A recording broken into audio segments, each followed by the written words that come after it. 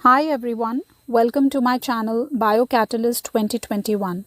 In this video, we will study the remaining general characteristics of kingdom fungi, where we will be studying sexual reproduction, and we will also study some useful and harmful effects of kingdom fungi. So let's start with sexual reproduction. In fungi, sexual reproduction involves three steps: plasmogamy, karyogamy, and meiosis. Plasmogamy is fusion of protoplasm between either two motile or two non-motile gametes. Karyogamy is fusion of nuclei. And third step is meiosis, which is a reduction division where there is meiosis and it results in the formation of haploid spores. So let's study in detail how these three steps occur. When a fungus reproduces sexually, then two haploid hyphae come close together and fuse. So you can see here in the figure there are two hyphae and they are fusing at one particular point. These hyphae are of compatible mating type, that is suitable to each other. They are attracted towards each other and then they fuse. As soon as they fuse, plasmogamy occurs, that is the protoplasm fuses. After that, we have to go to the next step, that is karyogamy. Now, karyogamy occurs by two ways. In some fungi, fusion of two haploid cells occurs immediately, forming diploid cells.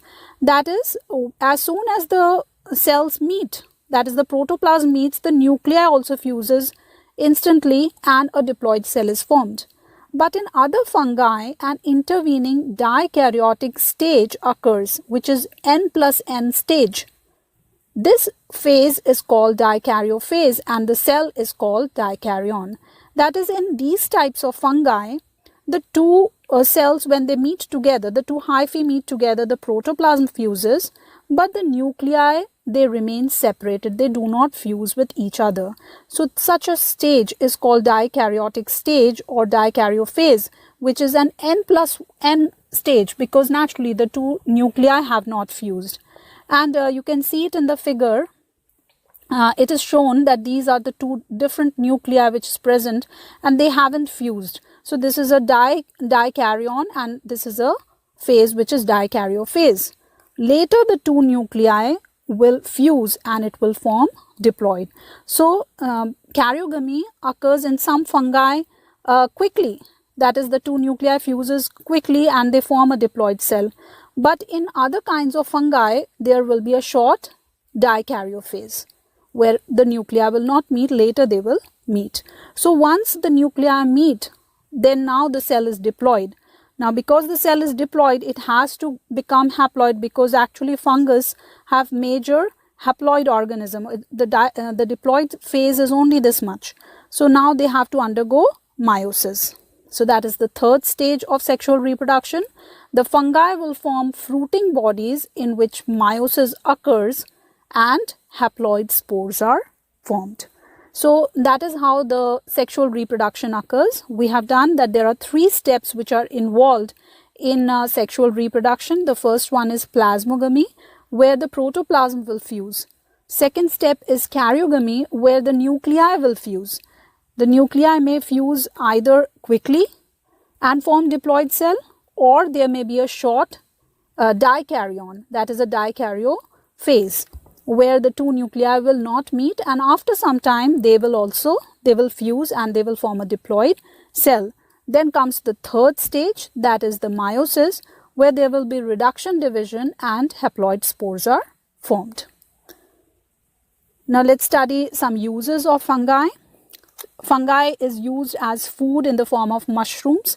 Nowadays we can see in the market there are various varieties of mushrooms and they are all very delicious. Various like dishes are made from mushrooms, so they are used as food. They are used in making bread, beer and wine. They are also used in making soy sauce. Then they are used in making antibiotics. For example, penicillin is made from the fungus Penicillium notatum. It is used in making detergents. So there are certain kind of enzymes which are produced by fungi and those enzymes are used in the detergents, making detergents. It is also used as biological pesticide. Pesticide is anything that is used to control pests, and it is called biological pesticide because fungus is a living organism, and if we are using it as a pesticide, then we say it is a biological pesticide, and it is used to control weeds, some plant diseases, and some insect pests. There are various kinds of harmful fungi also. Many cause different kind of diseases. Here we are talking just about the plants.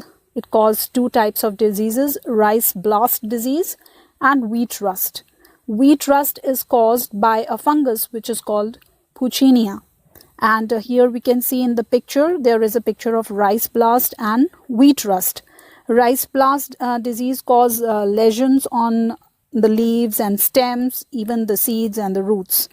And the wheat rust, this is in this mainly the plant which is affected are wheat and barley, and the stem, leaves, grains, whatever parts are above the ground, they are all affected by wheat rust. And the fungus that causes wheat rust is actually an obligate parasite. Obligate parasite is any parasite which requires a host to complete its life cycle, and it produces harmful spores which causes this disease. And this wheat rust is caused by the fungus which is called Puccinia. Even fungus causes food spoilage. We know that even bread and any kind of warm and moist climate is there, then this fungus grows, and many different kinds of food are spoiled by fungus. So I hope you have understood the various general characteristics of kingdom fungi, and you have understood the uses and even the harmful effects of fungus. So if you like my video, then do subscribe my channel and do not forget to like, share or comment. Thank you.